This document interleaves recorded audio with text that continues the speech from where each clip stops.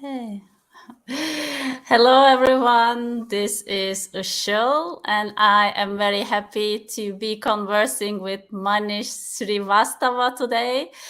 I invited Manish for this talk because I was very inspired by his presence. This conversation series is called Inspiring Conversations. So I am inviting people I'm inspired about. And thank you, Manish, for taking the time to converse with me today. The place of this conversation usually centers for me as I have a podcast called Unique Careers, Unique Lives. I'm really interested in exploring what does work mean and how we can create work that fulfills us, but at the same time serves more than individually to us, serve to the bigger whole. And I know that you are doing, for me it feels you are doing the work that serves the whole. And I would like to start with this question: how do you define your work?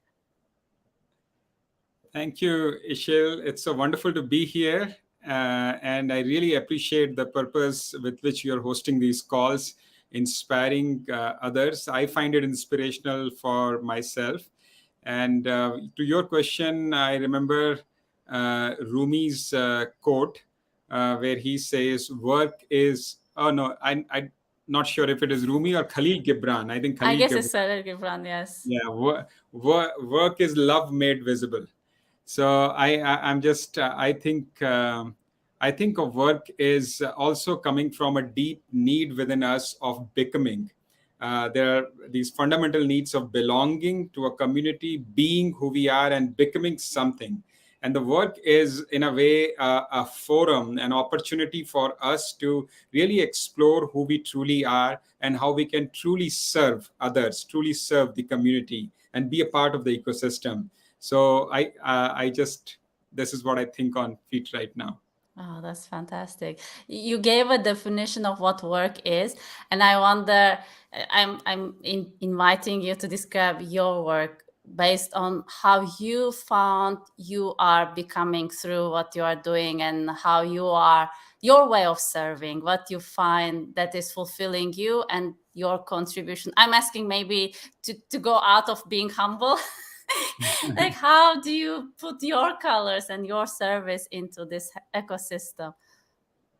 Yeah, that's beautiful. I think, as you say, my it has been an ongoing journey. It has been an ongoing journey to constantly reflect on how um, who am I, who is myself, and what is my work, and how can I serve my ecosystem from my highest potential. And that has been a journey for me. And right now, I am seeing my work as a social artist, and my journey is to help organizations, leaders, communities become aware of their higher potential, to also attend to their brokenness, their challenges with the use of social arts. And I think that is what I bring, whether I'm working with an institution like United Nations or a government or a corporation, or I'm working with individuals or communities. I think my intention is, what is the collective longing for? How do we make visible that longing? And how do we develop capacity to attend to what is broken, or what is wounded in this moment? And when we develop that capacity, I feel then there is a transformation. So I enjoy being a witness of that. I enjoy being an enabler of that, and that's what gives me joy. So my whether it is through writing a poem, or facilitating a social presencing theater workshop, or doing a theater performance, or this conversation, for that matter. I think deep down, I'm an artist, I'm a poet, and and job as an artist or a poet is to make visible the deeper longing of humanity, and in that sense contribute to our evolution. Oh, that's so beautiful. I love it. I feel um not the word inspired, but it's like a bodily sensation hearing you speak about this, bringing longing visible. And it makes me wonder what happens when longing becomes, well, this sounds so much out of the context of a definition of a business in the common sense. So what do we do? Nobody says that I make the longing visible. How did you find the courage or the awareness of what it is that you do, and how do you trust that it makes this impact? I asked two questions here. Choose however you want to respond. So your first question is, how did I found the courage to find this, right? Yes, how did you find the courage to define your own work? I think that's because that's so out of the Yeah, given path. So that's a yeah. curiosity that I have, and many people, I think, need to develop this courage. But of course, there is a prior work of understanding, I think. While Mm. I'm asking you a question, I'm also developing an idea myself. So thank you for Yeah, staying patient yeah. with me. And then the other thing is knowing this inside of yourself. How do you trust it's impacting, actually creating the impact that you feel or you sense that it would make? No, I think that's a great question, and what I love about our previous conversation also and this one is that I think it serves me by reflecting and wondering that what was the journey, and then that empowers me to continue that in future. So that's a great question, and I'm reflecting on that. I think the first answer is that um, it's. It's an impulse. It's an evolutionary impulse within me to do something, and slowly I'm getting I'm little more courageous to honor that impulse. Other when I was young, and generally I see in young people, when we are very young, when we are like my son is 10 right now, at that stage we start getting an evolutionary impulse, like I want to do this, I want to learn this, I love birds, I want to protect environment, I love drawing, I love running. So these kind of becoming impulses are there, and we are bold. But as we start growing up, I think the societal pressures, which I metaphorically called armor, which is the title of my first book, Trading Armor for a Flower. So the impulses of flower. Flower wants to flourish. It wants to. Flower is very bold. I love flowers. They have a little stem. They look at the sky and they say, "I love you."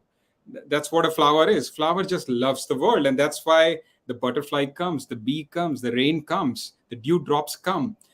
So we are flowers, but then these armors come on us. These armors of you are a man, you are a woman, you are Indian, you are not, you are rich, you are poor, and all these frames and structures start stifling it. And I felt that happening to me too. But somewhere I think, with the help of poetry or theater, or just the space I got. I went to a military school, big armors there, but then I got space, and the space was the school was located in a forest, so I could run into the forest and talk to nature. So through these engagement or practices, we keep the flower alive, and at some stage it claims its space. So that has been my journey too, that just slowly feeding, it's like drip agriculture, slowly feeding the flower in my own. Like many of you be having dreams, you may be writing a unfinished novel at the back of your notebook, or a poem behind a napkin, or those moments in the bathroom after your bath when you admire your beauty, right? Or the dances you have done when nobody was around, like I do sometimes dances with my morning cup of tea. I'm making the tea, it takes time to boil, and I'm dancing with the refrigerator. so there are these little pieces are, I think, our impulses of becoming. And the idea, I felt somewhere, I don't know if I found courage, or it became it becomes so strong that I then jump off the cliff. you know and that's what in my career path, there have been moments when I jumped off the cliff, and it's not courageous, it's full of fear. It's like, what the hell am I doing? Will this land me somewhere? Not knowing. But soon we find friends who are as crazy as us. And I think it's how we attend to our own self during that transition. How do we find our sangha or community who says basically, I don't get what you're doing, but I'm going to hang around with you. That's enough. If you have one friend like that, you have gold. So stay with that, and I have a couple of them. So I think these are the little pieces which allowed me to find my courage, and then the universe starts responding, and to attend to that response, little things like Ishil reaching out, your journey makes sense, let's do it on a LinkedIn live. And I say, oh yeah, that's good, that's a validation, let's do it. So also appreciating the little gifts that come, and when you appreciate, then the major gifts come, and then soon enough what we were afraid of transitioning into becomes the new normal, and it requires another cliff. Oh wow, wow. I I have the need to give back what I heard from you. I think I'm making sense by speaking things out. What touched me was this first example you gave, the flower looking up, and your journey, or any journey for us to do what we are here to contribute to the ecosystem, is to notice these moments of opening, or these little impulses that you called, and then feeding them or creating space for that, noticing, appreciating that, and kind of responding to that. And by time that grows into something, the more we pay attention to it, and at some point it feels like it's something we can't ignore anymore, because that becomes so visible and so powerful, which seems to me that leads into this jumps from the cliff, because that's so powerful and big, you can't ignore this anymore, needs to flow. And when it flows, then it touches into something like people you meet, maybe, or some other connections that validate that there's a path for this. And maybe with the power, the water collects the other particles on the path and grows into something bigger that you cannot expect that's happening. And I love the kind of connecting with other people, even if you have one person, that's enough support to move forward. So it feels like the trust in yourself is supported or comes from another person that is holding the space with you. Yes, beautifully summarized. Yeah, I love that. Thank you. Thank you for giving me these ideas. And I was wondering, you described that there were moments where I jumped off the cliff. Could you share with us these simple moments for you that made a difference and clarified your path forward that you couldn't know without having done this jump? So as you say that, and as I was saying, two moments come to me, and I will. One was a moment when I moved from. I was working with Unilever, and I moved from that wonderful organization, wonderful corporate role, into becoming a facilitator in international development sector. It seems great. Many people do a great planning, and I admire them. They plan, they decide, they move. Mine was not like that. But generally, my rebirths are painful and beautiful at the same time. And the second one is when I moved from this international development in a way, moved in, not moved from, moved in deeper. Sometimes transitions are moving out, and sometimes it is moving in. So the second one is a moving into the field of social art. So I will briefly share if that is okay with you. Yeah, please do. Yes. So I think I was working with Unilever, and my heart always was towards what difference we make to the communities, which was very much there in me. And I was getting disillusioned when somehow a project opportunity came where Unilever also, some my leaders sensed that I have that longing, and they seconded me for a 3 months project to work uh, across communities, government, UNICEF, and corporates. And I was representing Unilever in a project on child malnutrition. And that was the project, one of the first Theory U long-term cross-sectoral partnership project based in India. Now, for the project, we lived in villages. And as I was going through that journey, I was making sense of that through art, poetry, And then I was asked to come back. My job is done. You are now head of learning and development, big office in sea-facing office, company car. And I was happy. Wow, I think I did something which added some feathers. But I felt I have left the project alone. And I started having dreams of children crying, the malnourished children dying. And one night I had a powerful dream that was just before the next governing council meeting. We were deciding the fate of the project, whether to invest more or not.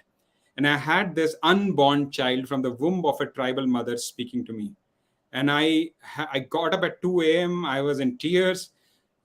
Still shivering. It's 15 years. It's still alive, right?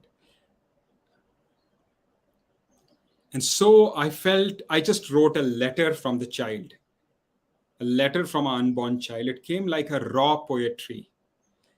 And next morning, I don't know what force I had. I reached office early, typed the letter, printed it. I had the keys because I was heading the learning center. I inserted the letter in the folders of the governing council meeting. Of course, I was not governing council. I was young executive, business executive then. And then I walked out and I felt, oh no, what have I done? So I came to the sea face. I started running in my corporate dress. I was like, what have I done? This is terrible. I will be fired. And I didn't have courage to go into the office back. I don't know. And then in the evening, our leader, he was heading food business. He called, who was very passionate about the project. And he said, that we are ready to extend the project. $1 million coming in, $1 more million coming in, and he said, there was a poem. I said yes. You put that? I said yes. And he said we were about to start the meeting, but it started differently because of that.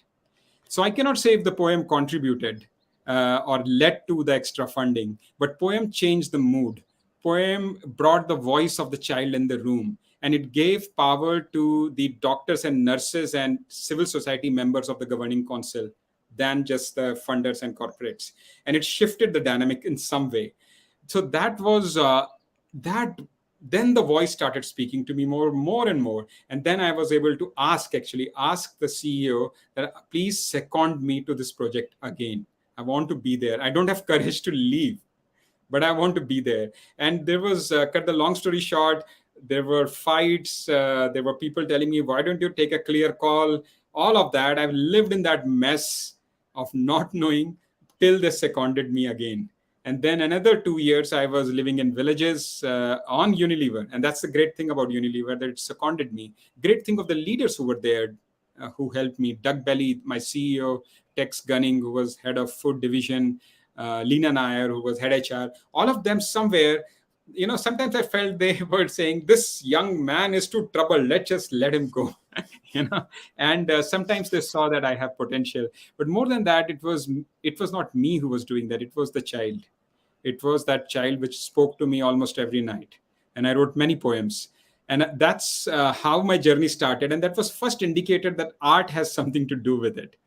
But there came a second transition. So after this project, when this project got over, I took a secondment. I went to US because it was too intense, right? Too intense. It was breaking me inside. I wanted time off. I think secondments or sabbaticals are very powerful process for people working in organizations, because if you're in a pattern, then it's difficult to know. So once you step out of the pattern and really honor your voice or do something different, it will do something to you. So I was out in US with my wife as an action research fellow at MIT, where I met Peter Senge, Otto Scharmer, and I met Arvana Hayashi. And she appreciated my poetry. Everyone appreciated, but I was not sure if I can call myself an artist. I was still a business guy who's trying to do good in partnership with development sector. And that was a good role. I was doing all systems thinking work. But then somewhere the artist in me started knocking the door. The poet that I found at the age of 9 was again coming. In fact, those dreams were coming. I saw a dream of a well, a sacred, which I call Sacred Well, which is the Sacred Well studio I'm building now, where I see artists coming. I see myself as a curator of that. I started seeing a therapist because the experience of working across sector was so intense. And she, a Jungian analyst, helped me see the meaning of these symbols. So all that journey was happening. But then the transition point for me was there was again a big forum, Presencing Institute forum, in which I was playing a role. I was supporting. There were seven. Yeah, there were seven for the 250 people at MIT, Massachusetts Institute of Technology, and there were seven rooms, seven counters on business, agriculture, government. So we're looking at what will be the future of that. So my obvious choice, business. That was number two. So I put the number two sticker on my name tag. I said, I'm going to business because I'm a business guy and I'm going to help work on that. As I was crossing, I saw a new counter was added, the counter number 8, which was art. And I said, damn it. Now what do I do? Now, this is what would happen. This is more dramatic for me, but it would happen to all of us. Sometimes life will give you a choice and you are lost. I'm like, art. And now I say, art, okay, fine, art. But now it is calling me. What do I do? So I'm now sitting in the conference, 250 people, Peter Senge, some ministers, some experts talking, and I'm listening there. And there was one woman I remember, I think Sonia, she was talking about illegal immigrants in US, and she was talking about the undocumented people in the country. And I'm sitting there, I cannot hear anything, Ishil, because I'm only hearing art, art, art. I'm like, what to do? I'm a business. I'm going to business. No, art, art. And then suddenly this woman, only sentence I heard, she said, what is the undocumented part of you? And incidentally, she was looking at me while speaking. You scan and she was like, what is the undocumented part of you? And I'm like, artist. This artist is undocumented in me. This is the artist which has made me survive, and never understood my business fact sheet in Unilever. But I knew people and I used to write poems. And this was the poem that got the $1 million. So I'm now sitting there and I immediately jumped over the chairs, went to the counter. Do you have another sticker? They said, yes, but people have gone only one left. So I took the sticker, put it on my 8, but it became 28. So the 2 and 8. Then I ran, where is art? Because art did not get the room in the main building. So they were in a building across the street on the other side of MIT. So I'm running in full speed because I'm late, across the street, crossing the street. There was one room. I went upstairs and I said, where is art? And they said, oh, somewhere behind that curtain. So they were doing a social art practice, 4D mapping. They were looking at future of art in systems change, and they were having different roles. And Arvana was distributing the roles, that some people take the role and then they start enacting. So she was, and the role in her hand at that moment was marginalized artist. And she was just looking around, who will pick that? I was late. I opened the curtain and I come in. And Arvana, I don't know why she hands over this to me. So I put it without knowing what is going on. I am now in the center. And that's it. And ever since, this was my entry into the world of social presencing theater, I think 2012, 10 or 12. And ever since, that has been my journey. I just, that was my part to recognize that there is an undocumented artist in me, and I need to reclaim the artist in me, which means to really, this is how I made sense of the world when I was in a military school, through poetry, through theater. And this is my time to reclaim that. So my invitation to, thank you for listening for this long, to all the listeners is to, and to you is that, what is the undocumented part of us that is knocking the door? And what is the sticker that you got to put on you now? What will you claim, right? I am. It's so inspiring. When you told this story, I remembered also the last Presencing Institute Summit. Is it called that way? I think it Forum, might. the global forum. Yes, the global forum. There was the question, what is your role or what is your work? And that made me stop for quite some time, because I chose, I think, activist, artist, and there was a third one. But I was so surprised that I was thinking there was also an entrepreneur or business owner. I do have a business, but that's not how I define myself. That woke me up into this inner reality, this undocumented how you called it, undocumented What is the undocumented part of you? part of What me.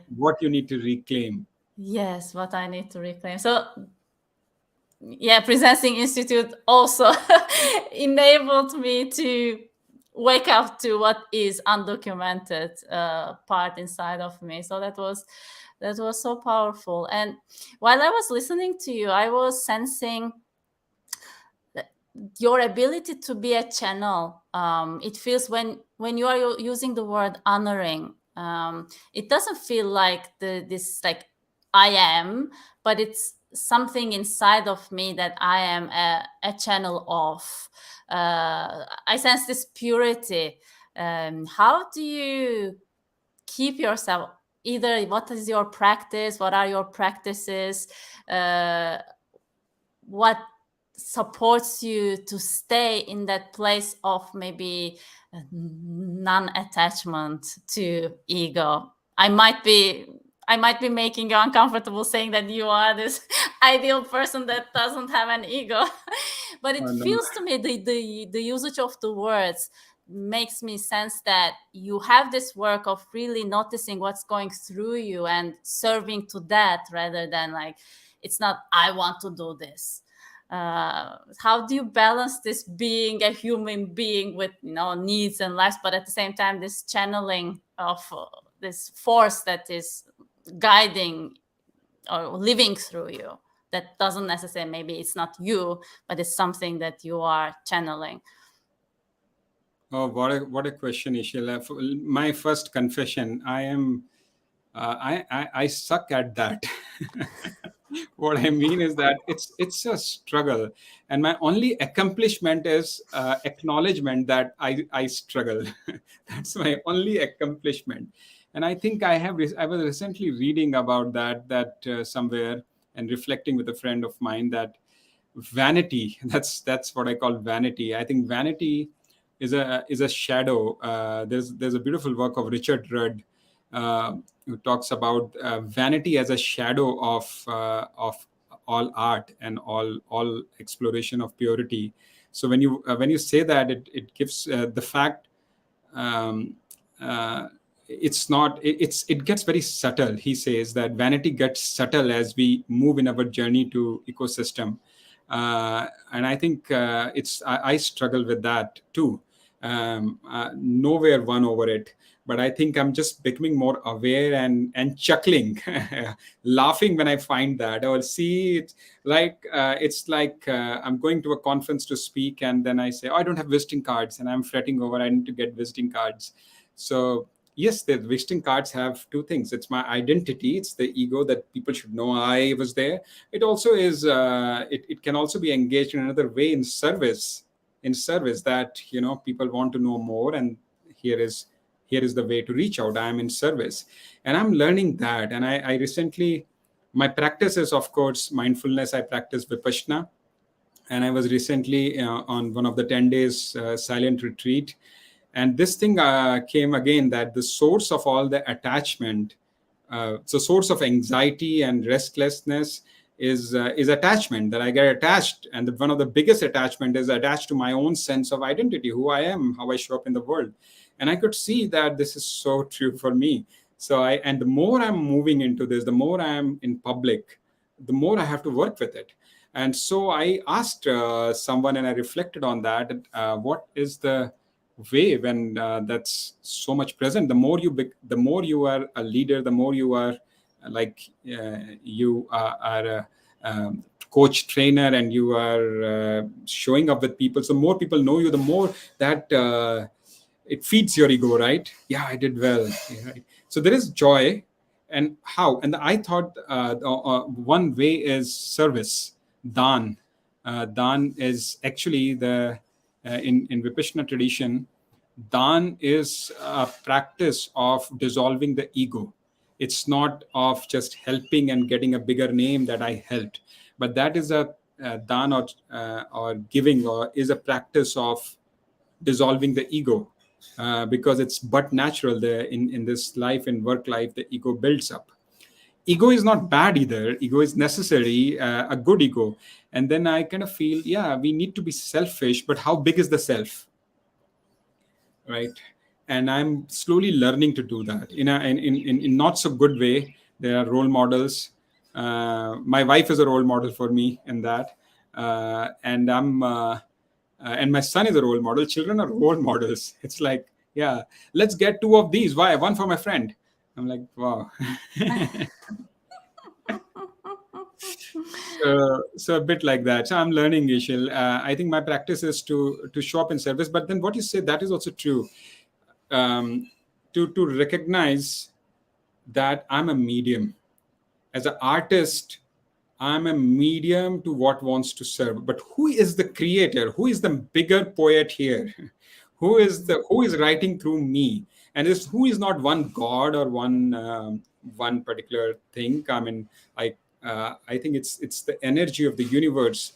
So if I have a poem, yes, I recognize that I wrote that, right? I wrote that poem, which means it was came through my hand, but I have picked the inspiration. The inspiration is in the field, and then I am making it visible towards the field. So it's emerging from the field and it's dissolving in the field, and I have a role there of a medium. Sometimes I get stuck. I get stuck. Earlier, I used to get more stuck, now lesser, but I get stuck with that. Oh, look what I've created, which is good. I'm not saying it's bad. That just recognizing that joy of creation, it's there, it's natural. Then also seeing that how can I now let it breathe, let it be in service, and letting and still being in ownership. What I mean is the struggle is of the ownership, that who owns this.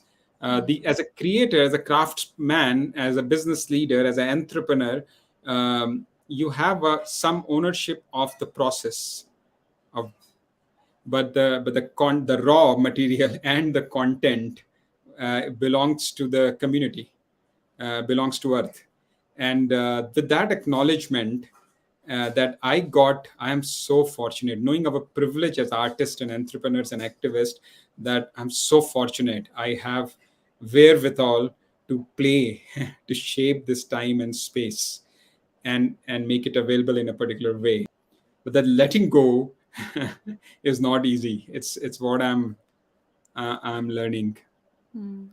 Thank you so much for sharing with vulnerability. I recognize the strength of vulnerability. That it's also a courage, I think, that you are aware of the struggle, and you are also generous to share that struggle. While I was listening to you, I was reflecting on my response to this attachment or the ego, and I think I noticed this, and then there is I think I add shame to it. That I get disappointed with myself that I shouldn't be that way. That I am, that I want to be the artist, I want to be seen, and I want to be known, and I'm not producing, creating enough, and so on. So this is, I think, my way of getting attached these days, and I don't want this of myself. What I picked from you is this, you said chuckle, like seeing my ways of maybe getting attached and then laughing at myself. There's a compassionate and warm approach to your own ways of being, or the ego's ways of being. So that I really liked, and I think that's something that I can personally practice more. Thank you for sharing that. It's so fascinating, because it's like we preach ego. Our work is often about journeys from ego to ecosystem awareness, and then we ourselves get stuck in that. So it makes you humble that it's natural. It's a process. And I've also stopped struggling slowly to. Earlier I would look at what is the way, and I think that this is the way. This is the way, noticing and letting go. And I think service, I admire those people who can hold bigger. It's also about how much of the ego you can hold. I don't know. I don't have a right language for it. That's a wrong language. That how much of ego, how, like, if you're invited to present something, create something for a larger community, then you're showing up. Yes, I am creating, but then using the I to be in a bigger service, that is one part. And other part is walking out of the green room without your costume. That's the other part. And I admire, there is a amazing Rajnikant, the amazing actor, but when you see him outside, he's like the superhero. His movies are blockbuster, people are getting inspired. He walks out, he's bald, he doesn't care. He walks out simple, he's eating simple food, talking simple things, uh, talking about his children. So he says, oh, that's the role. So I think Mm. somewhere we can step into what requires. I am wanting to learn more. Step into what is required, what this role requires. Step into serve and walk out of that with simplicity, not carry that with you, because that's when the vanity becomes messy. Because when I become the role, artist is a role in some way, because of our skill and talent and life journey, we have got a role, right? And now we are serving as a leader, as an artist, and we do that. It's a bit like field dance in social presencing theater. I walk from this chair, I walk in the center, I do the gesture, I stand, receive, and then I turn. And I turn slowly, I'm aware I'm turning, and I walk out into the circle back. So it's a bit of I emerge, I serve, I let go, and I go back. So that's the journey I want to learn. Oh, I'm that's beautiful.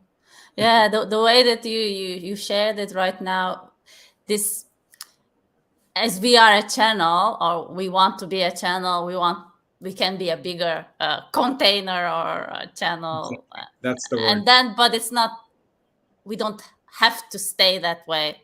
It when it serves, then be that, and then let it be, and then be something else that serves best to the moment. I think this ability of being present is this ability to being present fully, and then make the biggest service through you, taking this shape, and then risking being seen and having a lot of power, but not defining, not letting that power define who you are, because you are Yes. changing and being all the time. You have the potential of everything. And I think the self, the maybe the mastery comes from what we call self, as not individual self, but kind of interchanging self.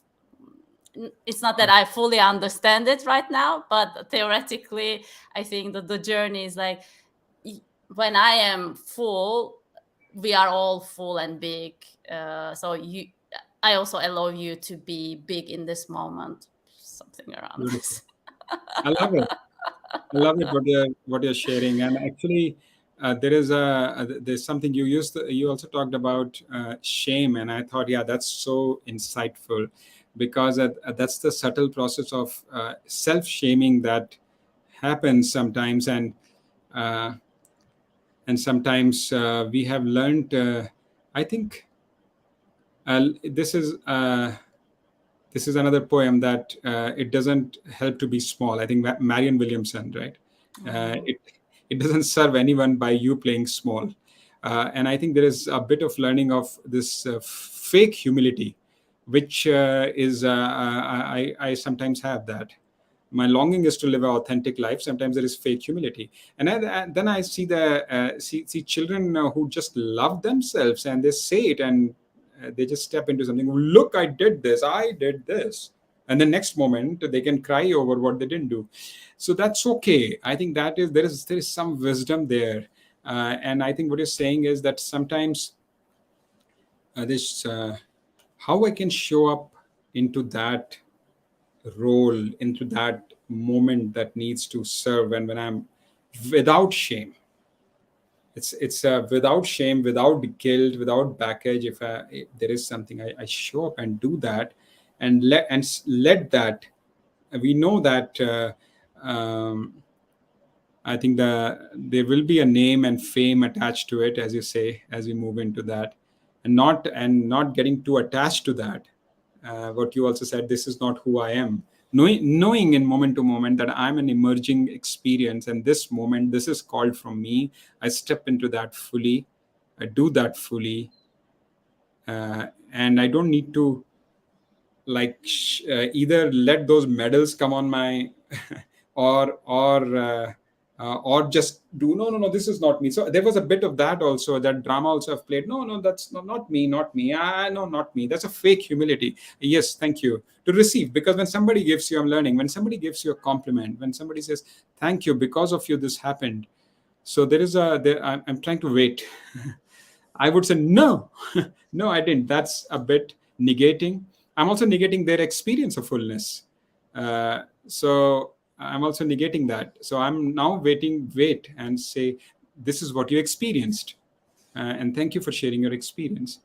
And I receive that, and knowing, trying to know that, practice is to know that I had a great opportunity to be in service today. And then letting it go. I'm just trying to learn that, Ishil. This is a powerful question. It touched into my own raw nerve, totally. I love it how we create in the moment. I love our conversation right now. And I'm also curious, like here next to me is your book. I need to show it. So it's a wonderful book of your poetry, Midnight Journey of a Seed, Pathways to Resilience in the Face of a Pandemic. How did this book get through you? Oh, sorry, I want to show. Thank you so much. How was the story of the book? Oops. Yeah, sure. So Midnight Journey of a Seed, this book is born during the pandemic. And this is my second book. My first book is Trading Armor for a Flower, which is reflections on what is our journey of healing our inner masculine and inner feminine, and becoming a leader which has both yin and yang, masculine and feminine, integrated within. So that was the journey, which was that.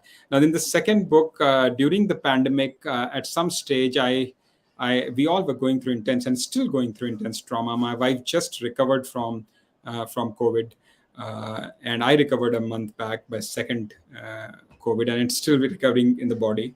So we went through intense trauma during this time, and intense collective trauma. What pandemic did to migrant laborers, to urban poor, to families, to almost every family had a terrible health crisis during the second wave in India. People lost, people walked on the edge of life. So during that time, I had this voice within me, which is, let me also pick my copy. I wanted to keep it next to me, but anyways, so here is the copy. I just want to read this part, maybe that tells the journey, which is that what is a crisis worth if it has not transformed you?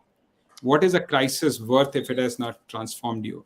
And what I started doing was, every morning I would wake up before sunrise, sit facing east, and wait for the sun to come. And as the sun starts coming, I would meditate and pay attention to all the intense trauma, struggles, fear, sensations I experienced last night, last day, and just letting them shape. Sometimes I would just get a word or a phrase. Sometimes I would just make a body gesture. If I am feeling low, if I am feeling strong, if I'm feeling doubtful, I'll just do that. Some contemplative practice, mindfulness, and embodiment, to let that struggle shape into some word or phrase. And that would give birth to a poem or a gesture or an art. And I started collecting that. This was my way of composting the unresolved trauma into something. And we were actually composting because we were cooking at home. So all our leftovers, we were composting. So where I used to sit, there used to be a compost bin, and it used to smell.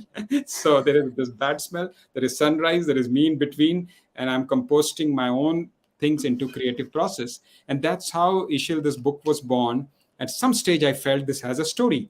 So I started weaving it together, poems, reflections. There is artwork like this, which actually I engaged a tribal woman, Sumitra Ahake. For each of the title poem, for each of the chapters, she made this art. And we found a narrative. What is the journey of an artist, of a leader through a crisis? How do we transform the crisis? And that's the journey of a seed. A seed is logged, but seed has immense potential within us. And we all are logged. And now I realize we are offering resilience circles. Next one is on 13th of this month. And in these circles, we are realizing, as people are sharing, that the poems are not just relevant for pandemic. Any crisis, people are bringing health crises, job crises, any crisis. And the crisis means that you feel stuck. You feel your potential is hidden inside a seed and there is no way. And then how do we tune into that? How do we resource? How do we reconcile with what's broken inside and outside? How do we revive it into a little sapling and regenerate a forest? So that's the journey. I feel it's a journey of resilience, and I discovered it through the pandemic. I'm grateful to pandemic for giving this wisdom to all of us. And now my mission, in a way, is to help more and more people use art, social art, to transform their personal and collective struggles or trauma into a creative pathway, into a work of art, into a regenerative society. If I allow myself to dream big, and if all the inputs that I've gathered in my life, if I can process that and be in service, that would be awesome. That's beautiful. Thanks for sharing. I have so many more questions. I think we need to do another conversation with you. So, coming to a closing, I'm wondering so many things, and right now I struggle with finding how this conversation will go and be part of the ecosystem that we have right now. What will be our song out of this? I personally, my egoistic question is, what is your creative practice? Because crisis moments seem to be something new wants to be born, and you beautifully use your art to create something out of this moment. From something beautiful, does also something beautiful born? Do you use your art of a normal daily practice to connect with beauty, or how do you use it? Yes, I think that's a great question, and this reminds me of a quote which sometimes we attribute to Peter Senge. I think he used to say a lot. He said that Peter Senge is a leading thinker and my teacher. I really love and value him, of systems thinking. And he said, what is deeply personal is deeply systemic. So what is deeply personal? When we truly attend to what is personal to me, we are actually attending to the whole system. And this I relate to the Indian philosophy of Aham Brahmasmi, which means I am the universe. So I think in some way, what you said, it's an egoistic question. You're serving the whole because you're speaking for the whole.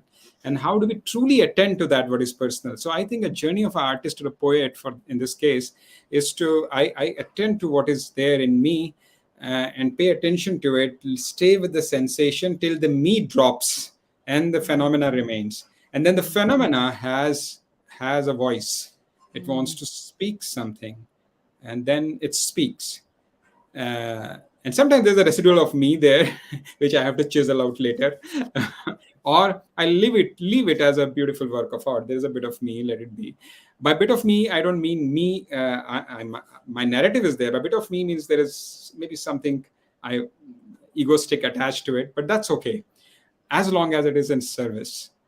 Compost is never smooth. So the practice is, so whatever your art form is, and art form, I don't mean traditional art forms. It is anything that helps you to fully experience a phenomena and create an unedited expression of it. So whether it is art, poetry, theater, movement, bed making, creating an organization, leading a movement, throwing a party, all of that is work of art. It's social art, because you are attending to what's needed in this moment, what this moment wants to say, and you're giving it expression through many forms, whatever form you have more access to. I have access to words and movement, so I call it embodied poetry. Some are singers, some are dancers, like Ishil, like you love through that. Some bring it through their work, some bring it through organizing. That's also a beautiful work of art. And I think that that is a way of processing what is not processed in us, and that kind of heals you. And because it heals you in a true sense, it heals others. It's very fascinating, the how the world starts responding, how you get one like on your post and that one person writes to you that this saved me, and you're like, okay, thank you, this is what I wanted it to do. Oh, this is Or this is beautiful. what it wanted to happen. I was a medium to that that journey. Okay, so the answer you give, I feel like everything is an artistic expression when you are attending to what is emerging inside of you and bring it out, bring it without this makeup. This, you said, unedited version, and it's this ability when we are being present and then we are expressing or letting it flow, then we are basically practicing art. It feels like to me, and we can use art, or we can be artists in everything we do, in any part of our day, rather than like taking now a notebook and every day writing so much, which can be done. But you are defining your art practice bigger than the tools that you have with the dance and the writing. Yeah, this And is what just you quickly said. to add, I think there is a then this is the discovery. Then comes a discipline, because every tradition, every work of art, craft needs discipline. So the discipline is learning the trade, whatever that is, learning it, Mm, finding your mm, community members. mm, This commitment is also in children, right? Little thing they do, and then they want to be the best in that. So that's the mm. big, that's the part of the becoming, developing the discipline of, if you like flower arrangement is what, then you kind of get interested in flowers. You do it in a particular time of the day or the week. You do it every day. And that's when the it becomes us, the Ah. process becomes us, and then there is a flow. Then there is a flow. What is your discipline, Manish? I meditate. I meditate and I write, and I try to write at a particular time in a particular place. This is my desk.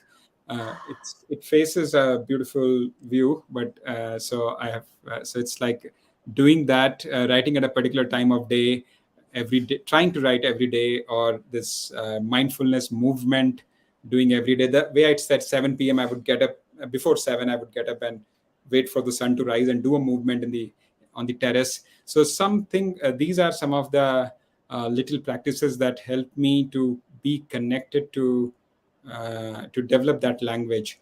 And then I'm reading other writers. I read their work. I practice theater, so that there's a constant engagement. I keep learning, like you, right? I keep learning new methods, new methodologies. uh, what is trauma healing, what is constellation, what is just learning from other artists. So that's a bit of discipline. There is learning and discipline, which is part of I used to hate word discipline. I went to a military school, but then somebody said recently, last year actually, last year, somebody said the core word for discipline is disciple.